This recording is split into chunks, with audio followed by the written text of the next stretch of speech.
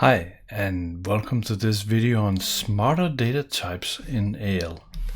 Hey, I'm Eric, and this video is about trying to think about the possibilities we have with the new data types in AL. And what do I mean by data types? Well, we have a lot of data types now. We have like the dictionary, the list, we have all the XML data types, we have all the JSON data types, lots of options here. And in a recent project, I suddenly realized that maybe I shouldn't be as, what's the right word here, as stuck in the old way of doing things in CAL and applying that to AL, when in fact a lot of stuff that we normally can do and are doing in other modern languages like C# or Java or JavaScript for that sake could actually be applied here also. So let's let me show you what I'm talking about. Here's a Business Central, but here is the good old Visual Studio Code, and I have just started a new project here. And what I want to talk about first is dictionaries. Dictionaries are interesting. So let's say we create a dictionary here. Dictionary of text, so the keys are text and the value is text, and that's great. Let's actually start by talking about, wow, see that? Interesting. Let's talk about performance. So let's make sure that we can start, and let's create start and stop. Wow, that's time. Oh, wow. And I as an integer, so we can do something like this and say start equal time the function for I equal 1 to 500,000. Let's do that again, 500,000. And after this we'll do stop equal time, and after this we'll do message time spent %1, and that will be stop minus start. Okay, so now we have a small benchmark function here. So what we can, let's add something to the dictionary. One thing that's interesting about the new data types like dictionaries is that it's actually what in C# and .NET you will call this a generic, because if we look at it, say add, so this one takes a key as a text and a value as a text. If I change the I could change the data type of dictionary to have the value being Boolean. So when I do add, now the key is still text, but now the value is a Boolean. So from most perspectives, this is actually a generic as we know it from .NET, right here in AL. That's pretty cool. But actually, let's just get this back to text. Just make it simple. So I'll add a text key and I'll add a text value, right? So now we're building a dictionary with 500,000 entries. So let's run this and see how it goes. I'm running against a local Docker thing here on my laptop. So that took half a second. It's a nice round number for whatever unit that may be, 500,000 something to half a second. Okay, so that's pretty nice. But the challenge of a of a dictionary. Of course, even though the generic part is pretty awesome,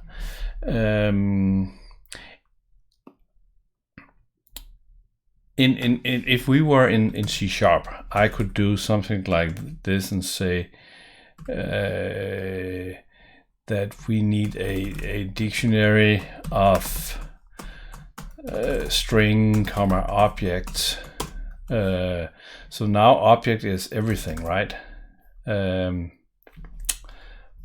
the compiler here is think you're stupid typing C# code, so it yells at you. But the idea is that in .NET we can use the object as kind of a catch-all data type.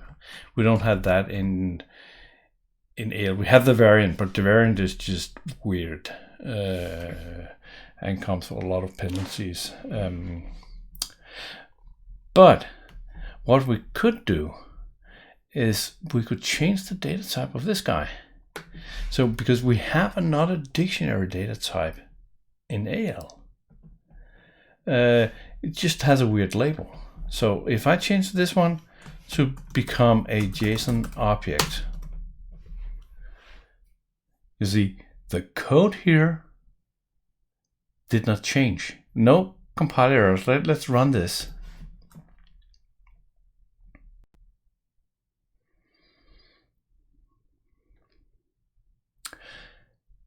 And the time spent is the same, just a tad faster, but that's probably within the whatever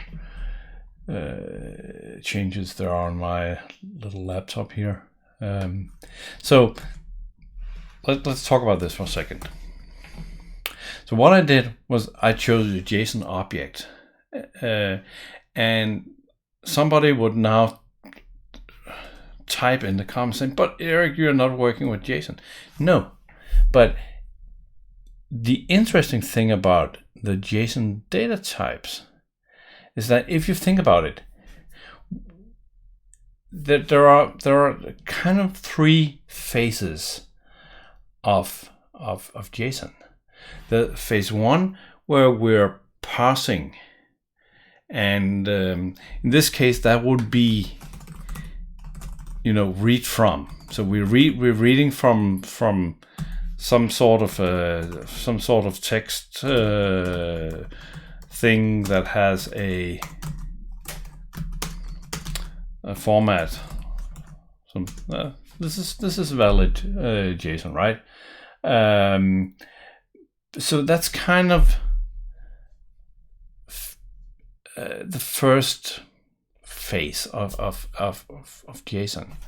And the third one is, of course, when we do a write to and then some sort of text string. But what's in between?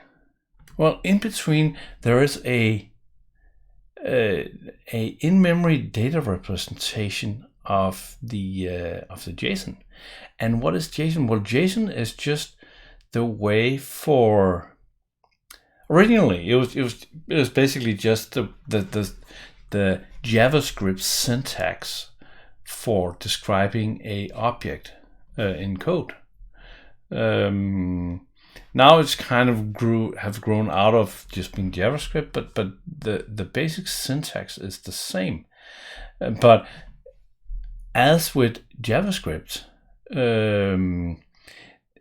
as soon as we're in memory, we have an object, and in the case of a JSON object, that is the same as a dictionary. It has a lock key. So if we take this one and go back and say this is a dictionary, so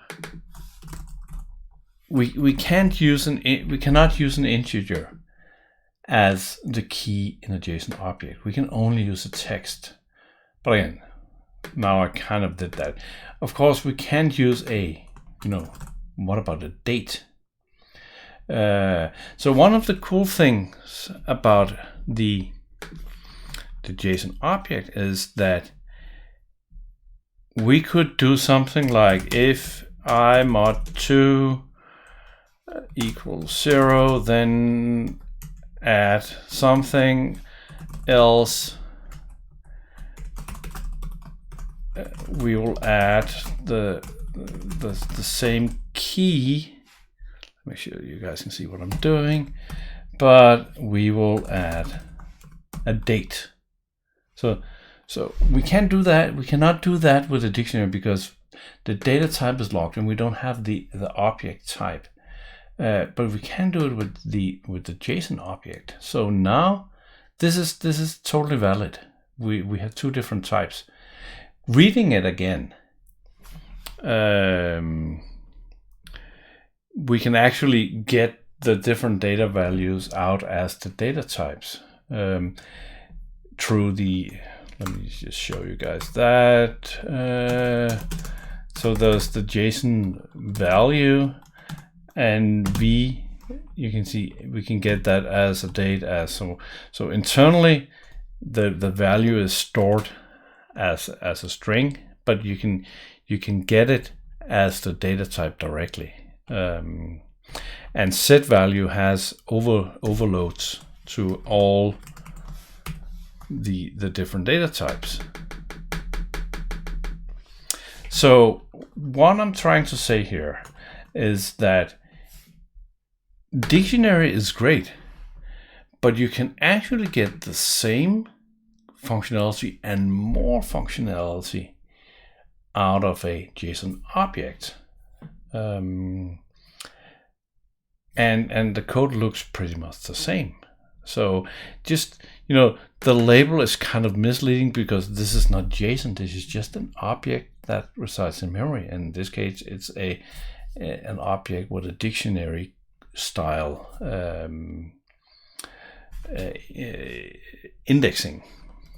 Okay, so that's tonight's first little thing that I'm not sure I'm actually going to do much more from a coding perspective on what I'm doing now. I'm just want to talk about that we have these data types and how we can use them.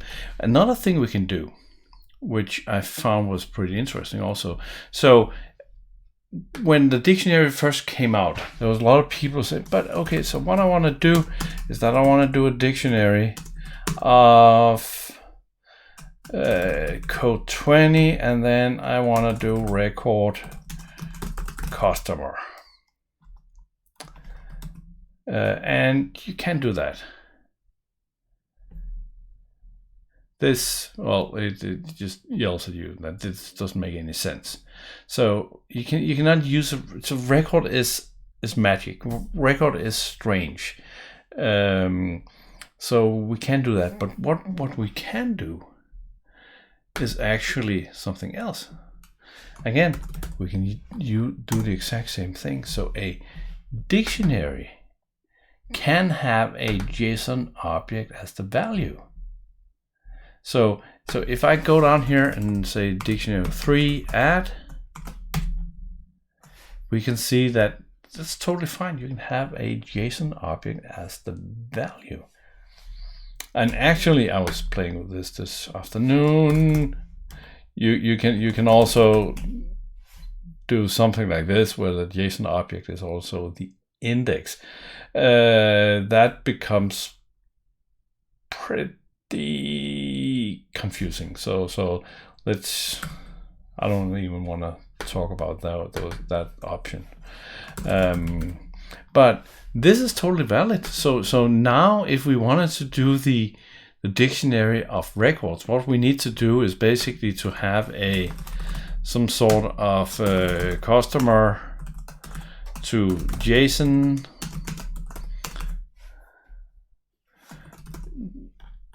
I'm not gonna create this function, just gonna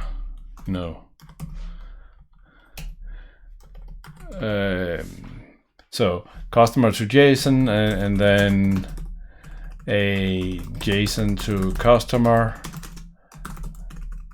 In this case, we need to, let's create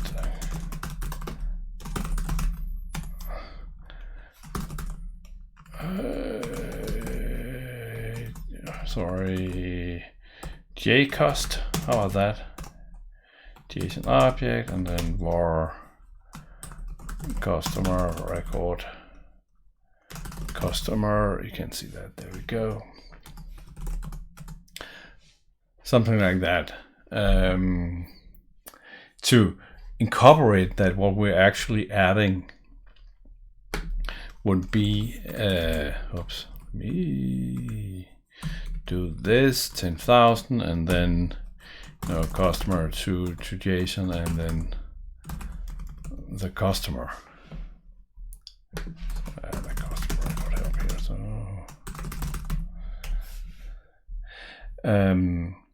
So that's totally valid, and basically we're doing the same thing again. We're just using the internal memory structure from JSON to store a customer record, which is totally fine. And as you saw with the simple speed test, that's just as fast as anything else. So the great thing about JSON in general is that the JSON.NET, which is open source, the go-to JSON library for .NET, has been around for the last 12 years or something like that. Is awesome. It's very well written. It's very high performance, and it's, as you can see, it was just as fast as the native dictionary. So then the next question comes with arrays. So we have the we have the list, and the list, sorry, L1 do list of something, date. So that's a list, and we can add to the list, and we can read from the list. We can do all sorts of operation, remove at range and insert and get index off, and that's tons of functions. But in reality, now I hope you guys are catching on. We have another list data type also, and it's kind of the same story. So JSON array, that's a list.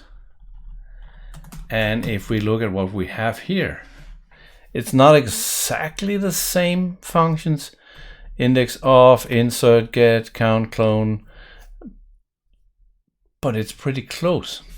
And again, what's interesting about a JSON array is the exact same thing as we did here, is that if we were in C# to do a generic list of objects, we can't. We are not allowed to do the same thing in AL. So we have to force a AL data type here. But the JSON array, we can have multiple data types. But again, the same thing happens here. So we can also do a list of JSON objects. That's totally fine. So if it's more of a list of customers that you need rather than a dictionary of customers, in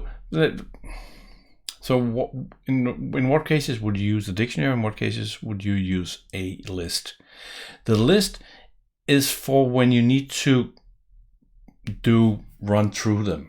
So process or add something to a list and process the entire list. The dictionary is for when you want to do a specific lookup of an entry. So the dictionary is backed by a in-memory index, a hash table based index, where the list is a linked list behind the scene. So looking something up in a list is very slow. And again, if you want to run through the information in a dictionary, what you can do, let me show you what you can do, but that's really not how you're supposed to do that. When we have a dictionary, then we can actually ask for keys. And keys, let's see if we just change this one. So L1 is now a list of the keys in the dictionary. So now we can do something like for each, let's get a text variable here, for each text in L1 do begin. So now we can we get the keys, and then we can run through the keys, and for each key we can now do a dictionary dot get txt to get the value. But then, as you can see, that this is way more expensive, because first we need to get a list of all the keys, and then we need to, for each entry, get the value. So you will never use a dictionary style for something that you really need to run through. What I find myself doing a lot in some cases where I need both is actually I create both. Most computers have plenty of memory, so depending on what you want to do, that might be a better way to go about this.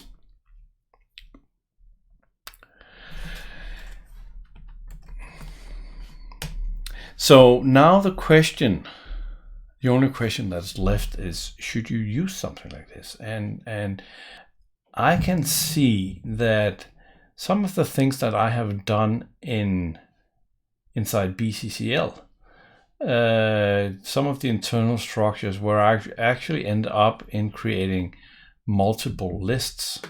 Again, because my mindset will kind of focus on, oh, that's what you have to do. I never realized until the other day that I can just do this. This is perfectly fine.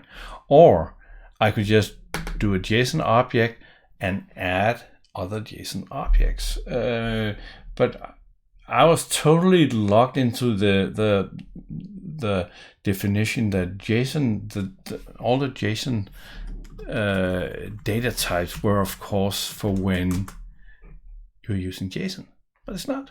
It's just a representation of data in memory, and I think that I'm probably going to rewrite some of the internal structures in BCCL to do this instead, because the code will be way cleaner than having multiple lists with different informations. So yeah. So that was kind of it for today's video. I would love to hear in the comments below if this is something that you find useful, if this is something that you think you can use in your app, what applications you're thinking about, how can you do this, how can you use this in the code you're in, and also let me know if there are other things where you have found yourself, hey, why am I stuck in this old way of doing stuff when we actually have so many new features available in AL? So let me know that, and while you're down there, remember to subscribe because more videos are coming soon. Until then, have a wonderful time.